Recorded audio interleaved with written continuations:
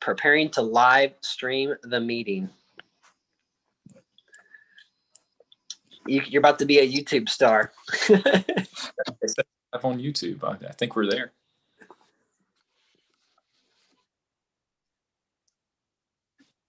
Okay, now it's like on a delay here.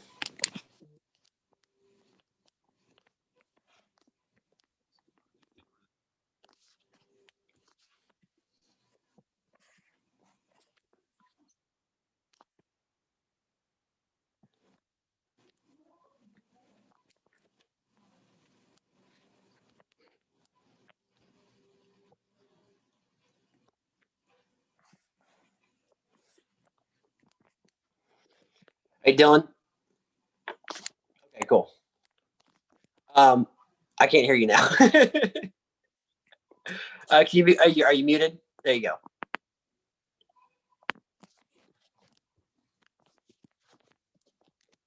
Make sure I am unmuted. Silent mode is off. So it just says that I can't hear anything you're saying.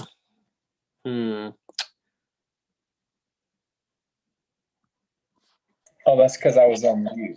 That's silly. All right. All good. Well, when we so the live people, they'll be able to watch whatever, but at the very end, I can crop a lot of the stuff out. So, but just so you know, we are live. So, I'd like to thank everyone who's tuning in. This is Brendan Borman with another 270 video, and we've got today Dylan. Dylan Hales is joining us. And where are you located, Dylan? I'm in Charlotte, North Carolina. Charlotte, North Carolina. So we've got several players from the 270 Lounge in North Carolina. I would say the loudest is probably Daniel Warren, but that's okay. How do you like North Carolina? I did. Lived here my whole life. Wouldn't plan on moving anywhere else. It's a great place. One of the places I like about it, or one of the things that I like about it the most, is that it's similar to California in that you've got mountains and beaches all within driving distance from where you're at. So in a couple of hours, I could be at the beach, or in a couple of hours, I can be up in the mountains. And that's pretty cool. That is awesome. So, North Carolina is a swing state, and obviously with 270 and I asked Chad Harris on a recent stream because he's from Pennsylvania, and that's obviously an important state. When you're playing 270, do you ever go after North Carolina like an extra hard because it's your state or because it's so important? Yeah, I think when I was a beginner, where that's a habit of most beginners, is to protect their home state. And as you get more experience, you realize, let's not waste money on something that's not as important. North Carolina happens to be an important state in the game. So for that reason, you might put a little bit more effort into it, but I try not to let any biases affect me. Yeah, I do the same thing with Missouri on the ballot. Like if I'm choosing between Minnesota and Missouri, and a lot of people have picked up on that.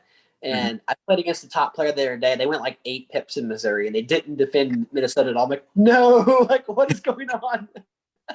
They know. So you can't have the same tendencies, and if you do, you can't have a YouTube channel to talk about it. Otherwise, you're gonna lose. But no. So Dylan, a lot of people may not know you. You are in the RHL. The White House, which is one of the premier leagues in the lounge, and you actually qualified for the playoffs, which is pretty impressive. I know you had to win a multiplayer, right, to get to the next match. And then who took you out eventually? George Fry. He always takes me out.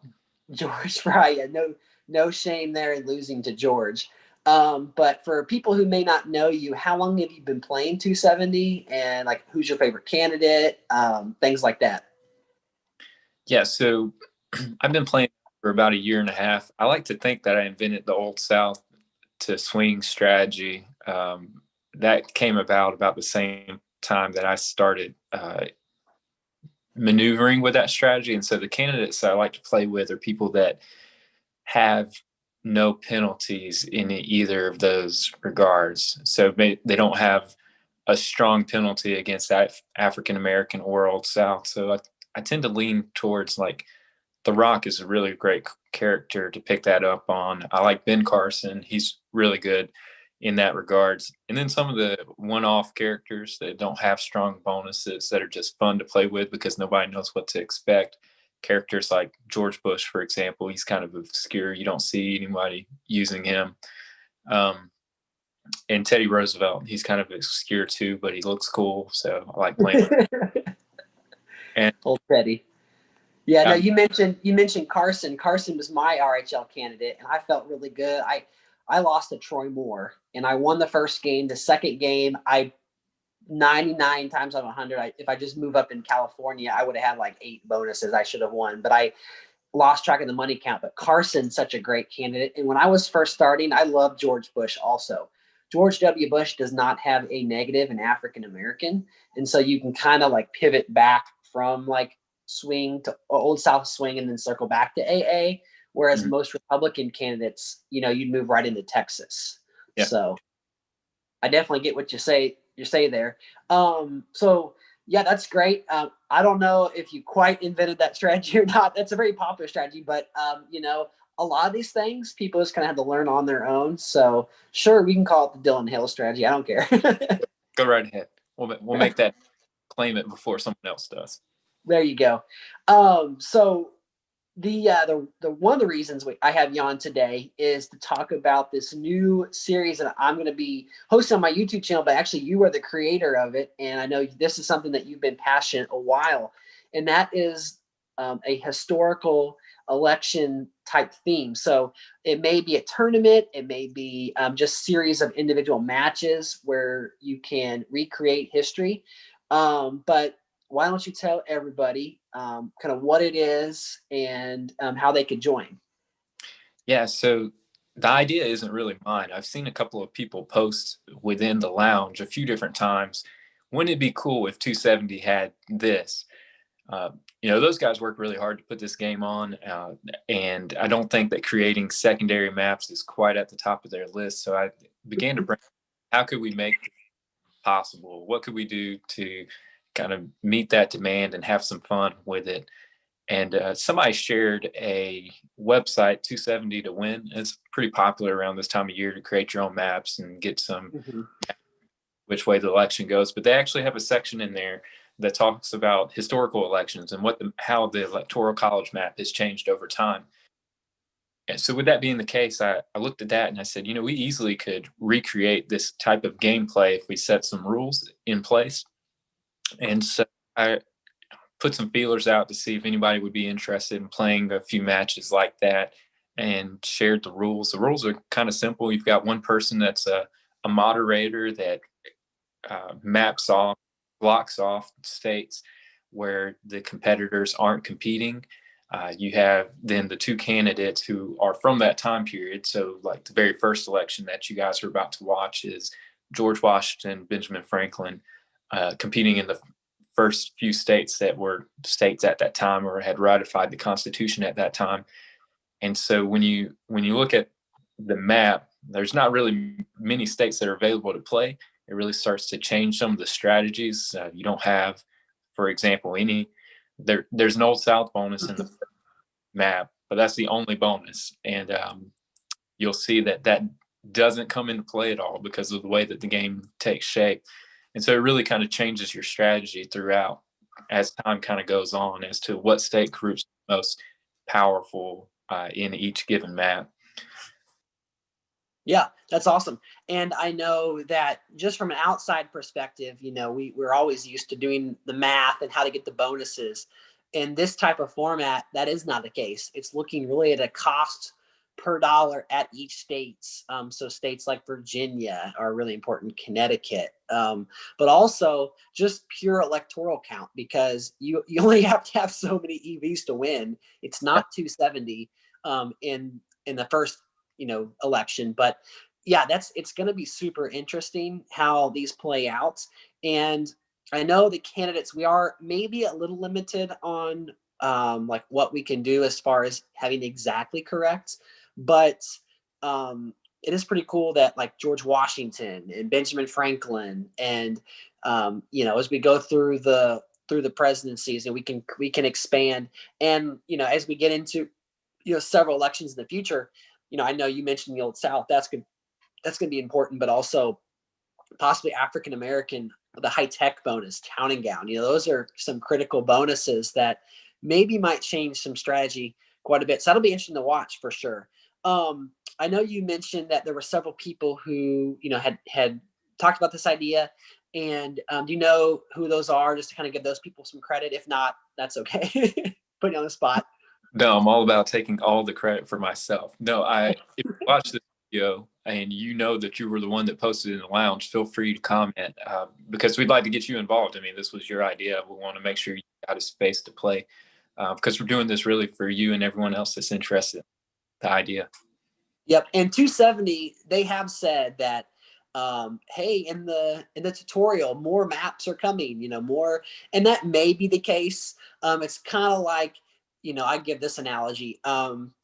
You love your grandma, love your grandpa, but people who are your elders, who may be relying on Social Security, when do you really want to trust the government, who's shown a track record of not fulfilling, they might as well call it social insecurity, not Social Security. But no, we have such a great lounge and community of people who are hosting tournaments.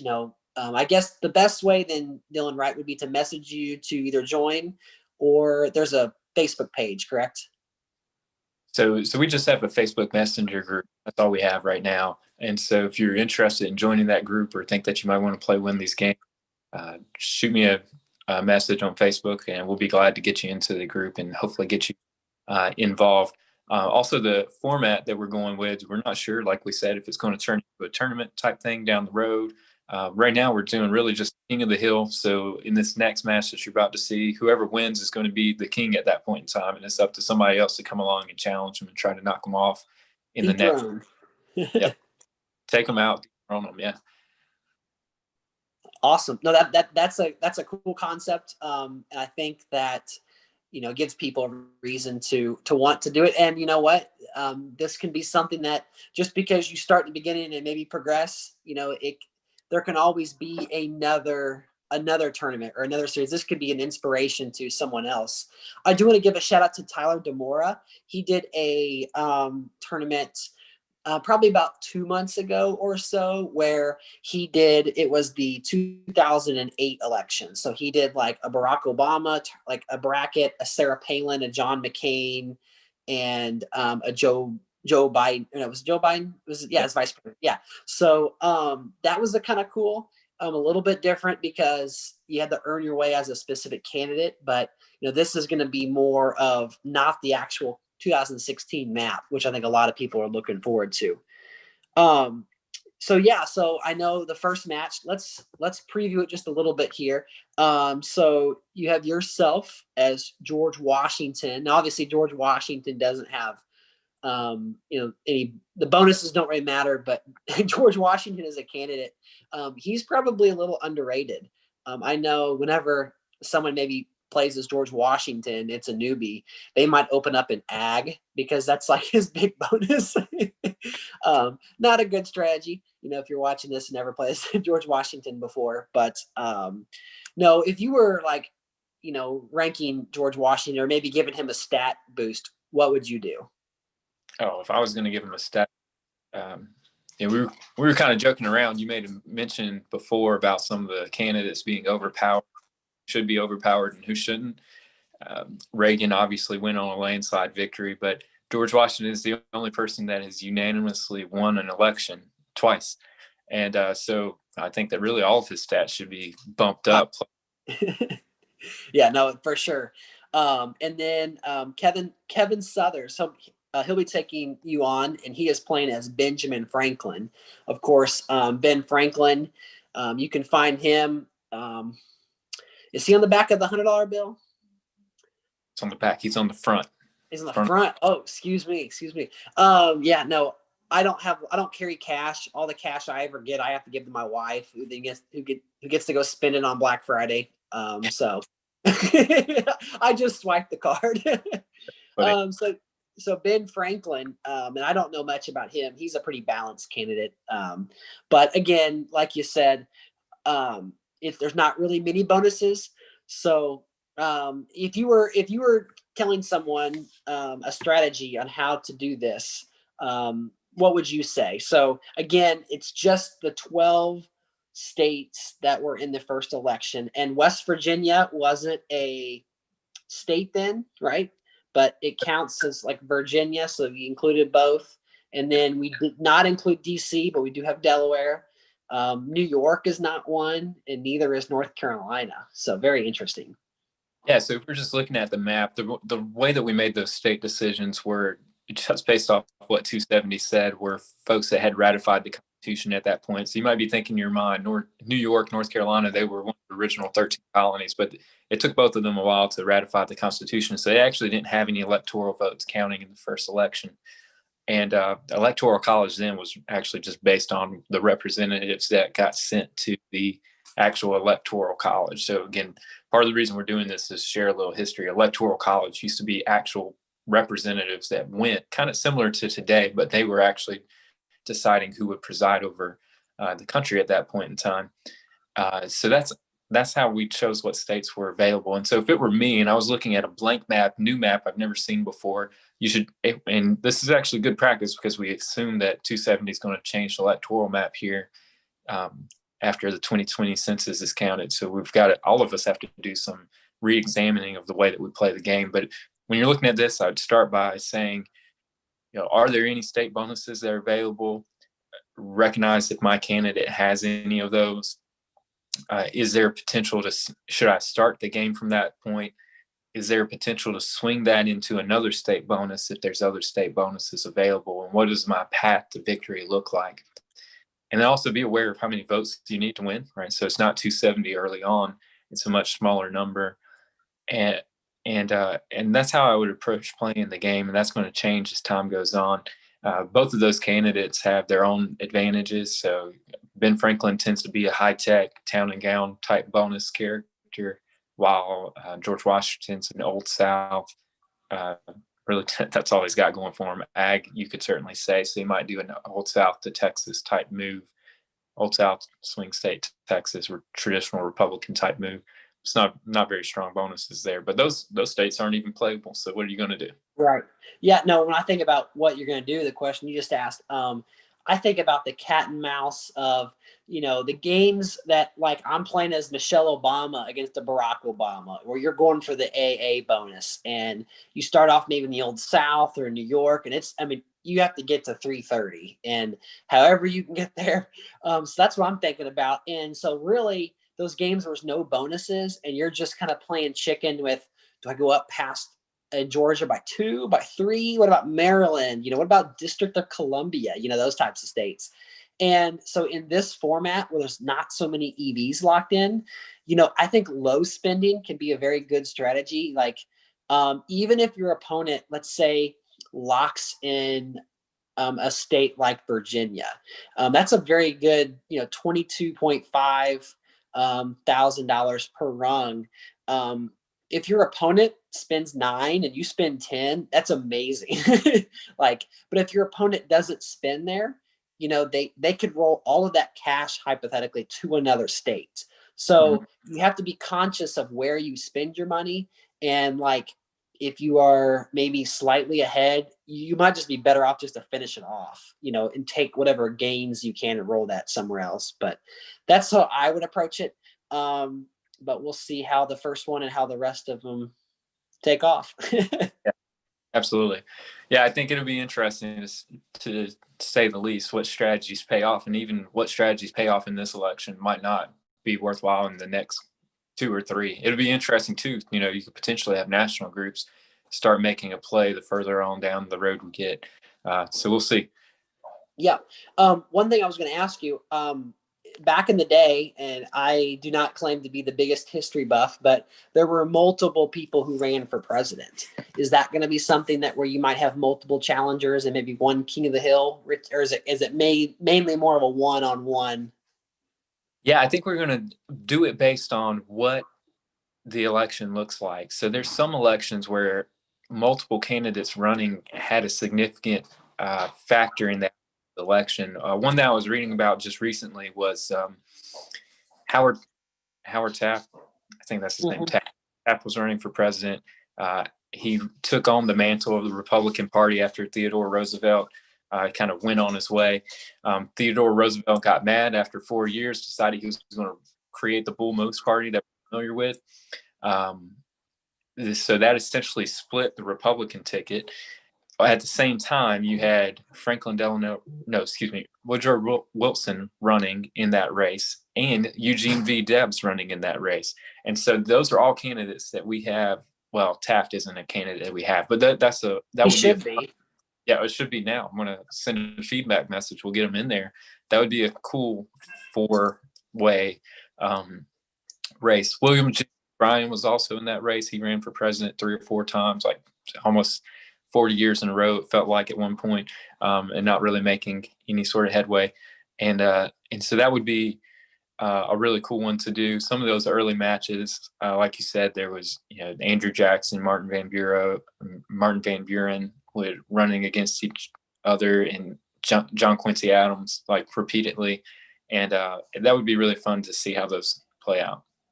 Yeah, for sure. And I'm thinking maybe for some of the younger folks who maybe don't know that ancient history, like I remember just from watching this election how Georgia was such a big deal. And the last time that Georgia went to a Democratic candidate before Joe Biden was in 1992 when it went to Bill Clinton. And in 1992, you also had, George Bush, the first George Bush, and then Bill Clinton, but you also had Ross Perot. So you could have, that'd be a pretty cool one also. Absolutely. Yeah, there's so many cool, interesting matchups, so many ways we can go about doing it. So I'm really excited to see how it starts to turn out. Awesome. Yeah, no, I definitely am looking forward to that as well. Be honest, I'm on my phone here. We're live on YouTube. I have no idea to see if anyone's watching this or not live. I do know that we'll have probably 50 to 100 people check this video out very soon. That's super exciting. I do know that have you seen the new 270 update with the leagues that's come out for the Google Play? I think I have iOS and I don't have it yet. Yeah, I have iOS, don't have it, but I've seen screenshots of it in the lounge. It looks like it's exciting. So for anybody that wants to join a winning league, join mine. There you go. Well, I was going to say this could be something that we potentially do within the game, where you have maybe assigned matchups, and you actually have to do like the first election, the third election, and you have to be so many candidates. You draw. You got to have some master person behind the scenes who has like the schedule. I don't know how that system works. It'll be we'll tinker with it. Again, the cool thing about 270 is you can play for a variety of reasons.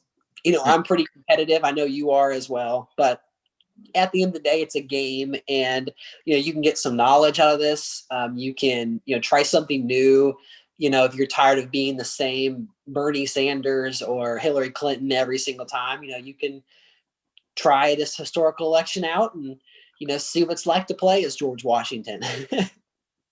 Yeah, absolutely. I mean, to me, it reminds me a lot of chess, a lot of different strategies or different techniques you can use and learn, especially the more that you start to adapt types of characters, right? Different types of strategies, different ways to start the game.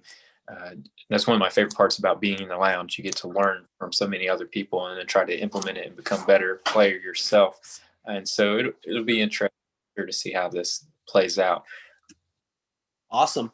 Well, we'll wrap it up, but I have a few more questions just for Dylan Hales here. So you and I are playing in this Survivor game hosted by Renee Lopez. You can check out some of the streams live on the 270 Lounge. Those are pretty cool to see the tribal councils.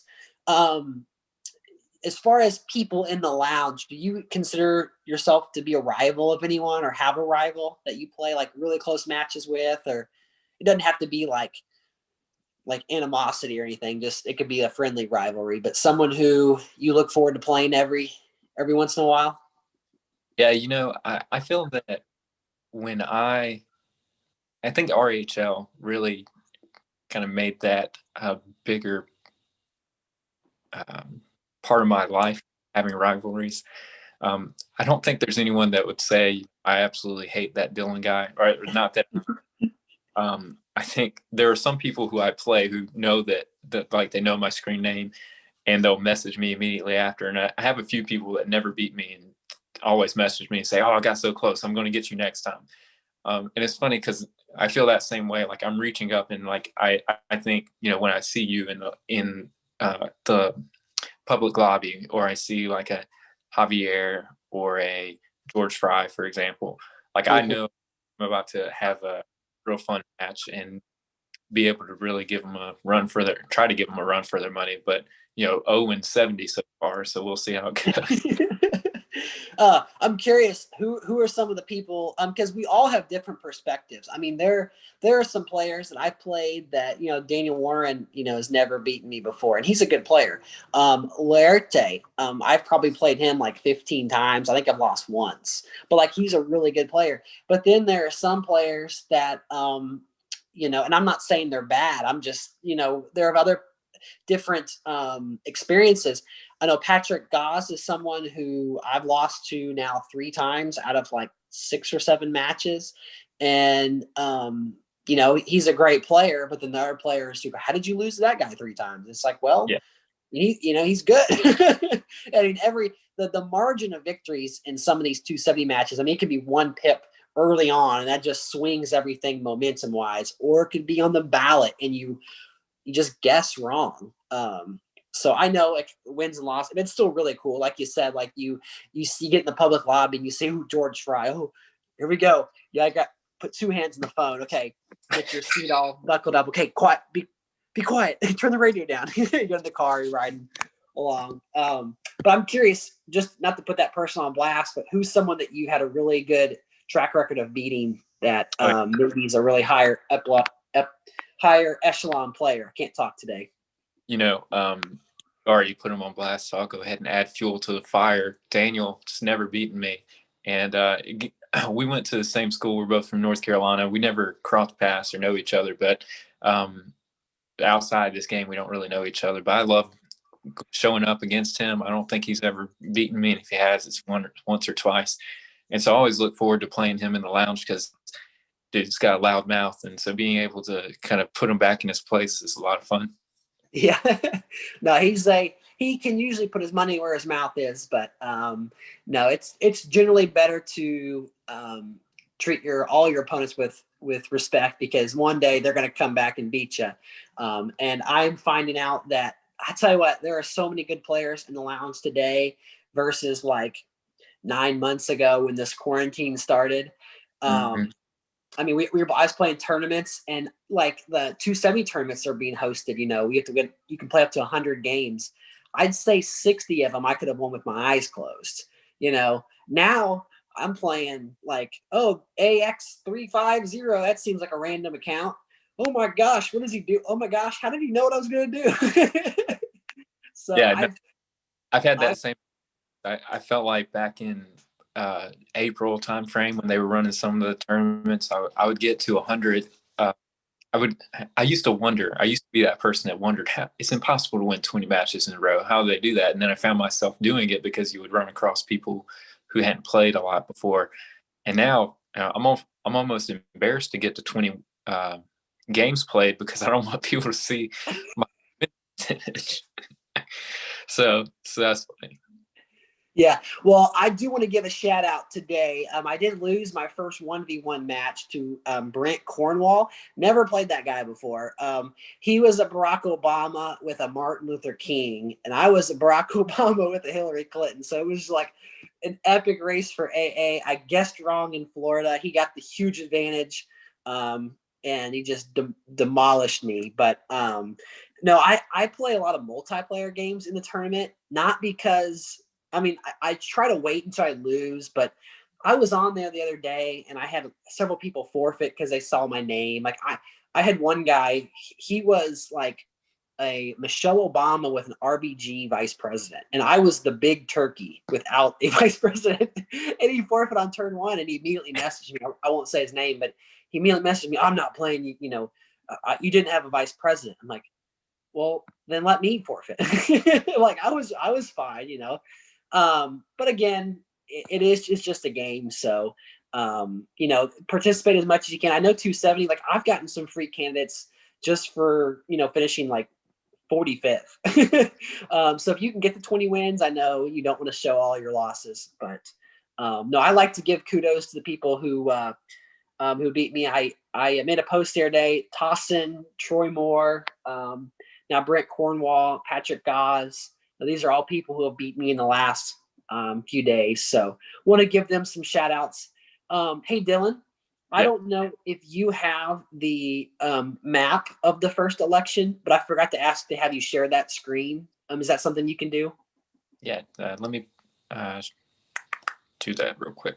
Okay. No, I'm sorry. I didn't remember to ask that to you. So it was pretty cool to look at for the first time because also in this tournament, I know from just talking to you that the electoral map is different. And so if you have, any states actually, the electoral count's going to be different. So the game might show that Georgia's worth 16, whereas in real life, Georgia was worth what? 5. So just for game's sake, so players don't have to do the math of, oh my gosh, okay, it's 16 in 5 now. They don't have to do any conversion. So it goes off of what the game is right now. I'm assuming maybe until the map changes, but the states in green are the ones that are actually available for the first election. Yeah, that's correct. So yeah, the states like you were mentioning, New York and North Carolina, those had not been ratified yet in the Constitution. And then Florida, obviously, and then up in the Northeast, Maine and Vermont, as well as Rhode Island, those had not yet either. I'm looking at this map. It's amazing how big Maryland is in the actual game compared to that map. Yeah, absolutely. And it's also interesting too to see how this changes over time. So that was 1789, but you go back and you see how quickly things start to fill in and change. Right, you get New York, North Carolina, Kentucky, Vermont all added by the next election, and then we go just a few years later, and all of a sudden you've got some pretty significant states here that are added, and the game starts to change because of that. And so it'll be interesting. But Brendan, I got to get on the road. Yeah. Okay. Do you have Sounds any other? Great. No, I think you answered all the questions. I would encourage anyone who has interest to please reach out to Dylan. He's a great dude, and he will hook you up with at least an opportunity to be the king of the hill. But you're gonna have to dethrone either him or Kevin first. So, Dylan, until next time, I appreciate you hopping on. Yeah, sure thing. Take it easy. Thanks, Brendan. And thank you guys for watching. I'll catch you guys in the next 270 video.